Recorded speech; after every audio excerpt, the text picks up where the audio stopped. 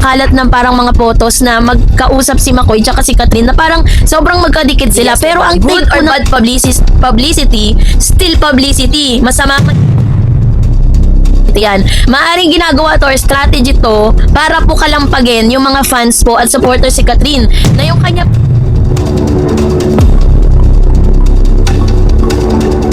Miss Catherine Bernardo, abay totoo nga ba ang mga intriga na meron na po siyang bago? Kaya pala siya naiintriga patungkol sa paghihiwalay nila di umano ng kanyang rumored boyfriend na si Mayor Mark Alcala. Meron na daw bago si Miss Catherine ngayon na idinidikit ngayon sa pangalan niya. So yan ang ating pag-uusapan maya-maya lang. But before that, if you haven't subscribed yet to my... So ngayon let's talk about this one dahil alam naman natin na dito po sa mundo ni Miss Catherine Bernardo ay hindi kumpleto ang buhay ng isang artista kung wala siyang collab team o karomansa o karelasyon na pinag-uusapan ng publiko. Isang simpleng larawan lamang ang kumalot sa social media ang naging dahilan upang muling umikot ang makina ng intriga ng pag-usapan si Catherine Bernardo at McCoy De Leon. Ayon po sa ulat, nakita ang dalawa na masinsinang nag-uusap sa isang larawan dahilan upang agad silang iugnay sa isa't isa ng isang netizen. Gayunpaman, may mga nagsabing bahagi lamang ito ng kanilang proyekto at posibleng paghahanda para sa isang eksena. So yung pangyayaring ito ay hindi na bago sa industriya ng aliwan. Sa katunayan, paulit-ulit na itong nangyayari sa iba't ibang artista sa loob ng maraming dekada. Ngunit sa panahon ng kanyang ngayon na social media, mas mabilis, mas malawak at mas agresibo ang pagkalat ng mga haka-haka. Isang larawan, isang video clip o kahit isang simpleng komento lamang ay sapat na upang makabuo ng sari-saring kwento sa isip ng publiko.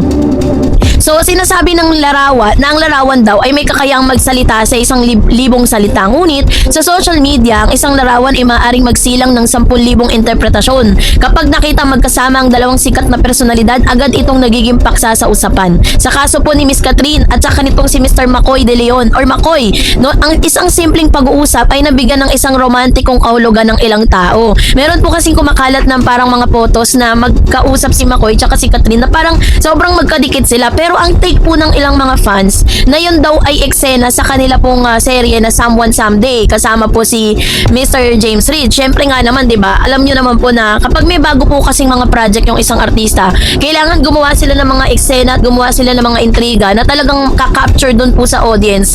Ka-capture doon sa mga posibleng manood at mag-curious doon po sa mga lumalabas na balita. And bakit si McCoy? Kasi 'di ba, kung si Mr. James Reid po ang naiintriga, hindi paniniwalaan. Dahil si James Reid po ay may ka-live-in partner, 'di ba? Sana naiintrigang buntis pero kailan lang ay dininay nga na buntis siya, 'di ba? Yung kapatid po ng isang dating collab team po ni Mr. Coco Martin na si Yasi Pressman, na si Isa Pressman yung karelasyon po ni Mr. James Reid. Kaya naman parang hindi ka panipaniwala na magkakaroon, 'di ba, ng ganun. So parang ayaw nilang mabahiran na kahit ano pa mang intriga yung kanilang relationship kasi parang feeling ko is unbreakable na talaga si Isa at saka si Mr.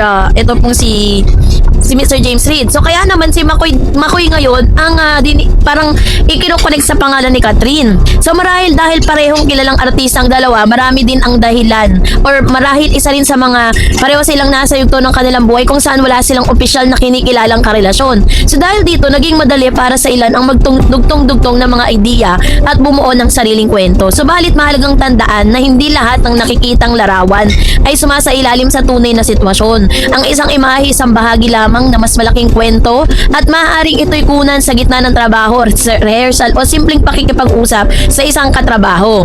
So, hindi rin may kakaila na malaki talaga yung bahagi ng industriya ng entertainment sa intriga. Sa loob ng maraming taon, ito na ang isa sa pangunahing dahilan kung bakit nananatiling interesado ang publiko sa buhay ng mga artista. Kapag may bagong chismis, mas maraming taong nagbabasa ng artikulo, nanonood ng video at nakikilahok sa online discussion. Nagiging mas aktibo yung social media engagement, mas dumadami ang komento, like, shares at reaction. Tingnan nyo po ngayon, isang photos lang ang lumabas sa thread at saka po sa Twitter, 'di ba, na dating Twitter na ngayon ay X, nagba-viral na po yung photos kahit wala naman talaga siyang meaning, wala naman talaga siyang ibig sabihin, 'di ba? Sa isang banda, nakakatulong ito sa mga visibility ng mga artista, mas sa pag-uusapan sila at mas mapapanatili ang kanilang presensya sa publiko. Ngunit sa kabilang banda, may kapalit itong emosyonal at personal na epekto sa mga taong sangkot. Hindi lahat ng artista ay komportable sa patuloy na pagsusuri ng publiko.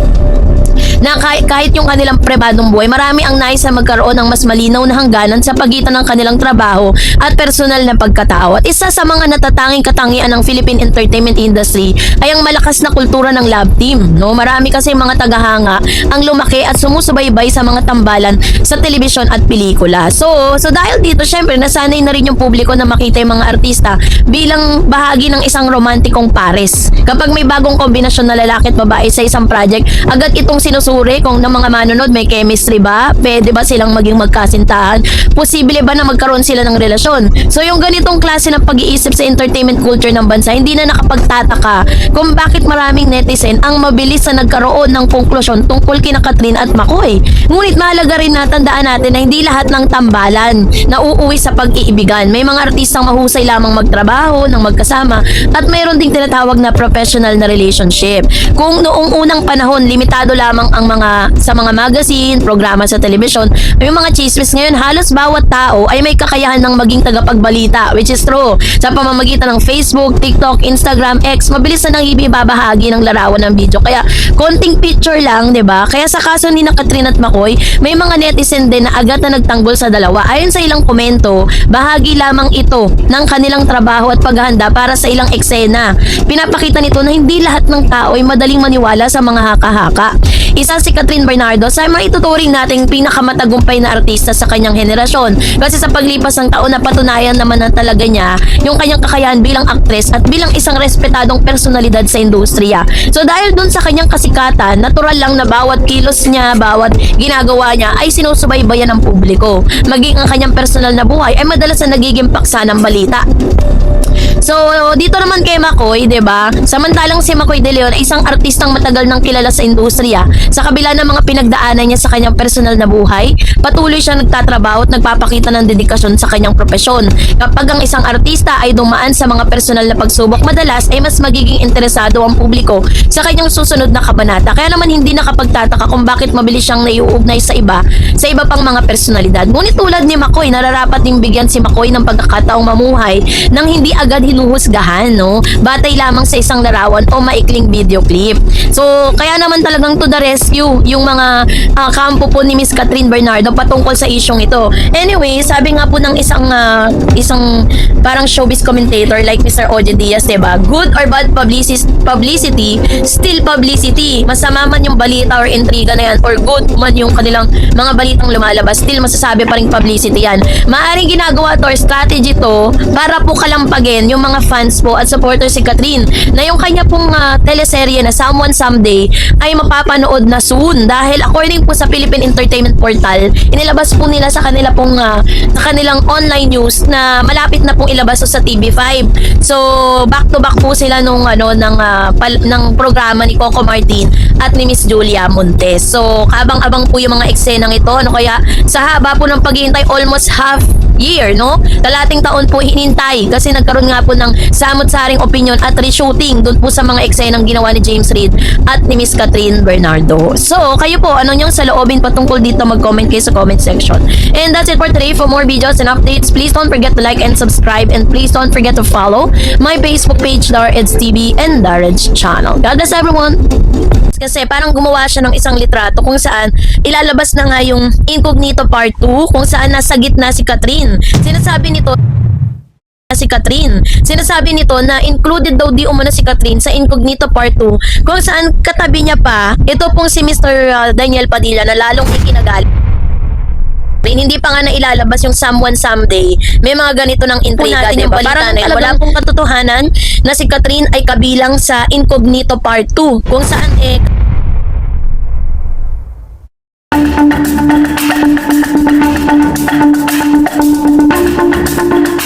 Miss Kathryn Bernardo finally inilabas ng isa sa pinaka talaga namang inaabangan ng maraming mga fan ni Kathryn, at isa rin ito sa mga patunay kung gaano po at hindi totoo ang ilan sa mga lumalabas na fake news patungkol kay Miss Kathryn, at gaano nga ba katotoo yung mga balita na itong si Kathryn ay mapapabilang sa bagong yugto ng Incognito kung saan makakasama niya si Daniel Padilla.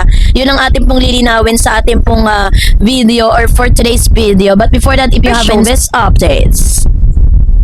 So, isa sa mga pinag-uusapan ngayon, ito pong interview ni Miss Catherine, panoorin natin. Immortalized this way. Ang galing because yung proseso nila, ang ganda ma-witness yun kung how they work, kung gaano sila ka-meticulous sa mga bagay, sa mga detalye. It's like a gift that that you didn't see coming. 4 na oras tumagal. Since sa polish, they even ask my makeup artist ano yung mga ginamit na, the products and the shade scanner that they're gonna scan you. Tapos di ka muna gagalaw. Tapos makita mo lang ang mold na doon. Alam mo yung look na to, MJ? Ano? alam mo yung look na yun. Anyway, we picked that look. Okay. One, it's very timeless. Two, it's very clean, it's very neat, and it's very simple. So, I think lahat kami nag-agree na, okay, this is the look. Ka-excited. It's like creating your twin, Yeah. Na parang today, we have created my twin, and I'm gonna meet her in the next 10 to 12 months. Parang na kapag makita ng kapwa Pinoy, it's something to be proud of na, may Pilipino na dagdag doon sa attraction. I hope it will inspire everybody, not just the Filipinos, but everyone who gets to visit the attraction. Si Catherine ang pang-ani. Isa na namang makasaysayang tagumpay ang naabot ni Catherine Bernardo matapos kumpirmahin na magkakaroon siya ng sariling wax figure mula sa sikat na Madame Tussauds, Hong Kong. Ang nasabing wax figure ay opisyal na inilantad ng isang special na event sa Maynila bago ito tuluyang ilagay sa permanenteng koleksyon ng Madame Tussauds, Hong Kong. Ang balitang ito ay agad na ikinatuwa ng kanyang mga tagahanga at maging ng mga maraming personalidad sa industriya ng showbiz. Para sa marami, hindi lamang ito isang personal na tagumpay ni Catherine Bernardo, kundi isang pagkilala rin sa husay at impluwensya ng mga Pilipinong artista sa pandaigdigang entablado. Sa loob ng maraming taon, pinatunayan ni Catherine na isa siya sa mga pinakamahusay at pinakamatagumpay na artista ng kanyang henerasyon. Mula sa pagiging child star hanggang sa pagiging box office queen, patuloy niyang pinalawak ang kanyang impluwensya hindi lamang sa Pilipinas, kundi maging sa ibang bansa. So, ang Madame Tussauds ay isa sa pinakasikat na wax museum sa buong mundo. Kilala ito sa paggawa ng napakadetalyado at halos buhay na mga wax figure ng mga kilalang personalidad mula sa iba't ibang larangan tulad ng pelikula, musika, palakasan, politika at iba pa. Hindi basta-basta ang mapiling magkaroon ng wax figure Madame Tussauds. Karaniwan ang mga personalidad na may malaking kontribusyon at impluwensya sa kanilang industriya ay nabibigyan ng ganitong karangalan. So sa loob ng maraming dekada,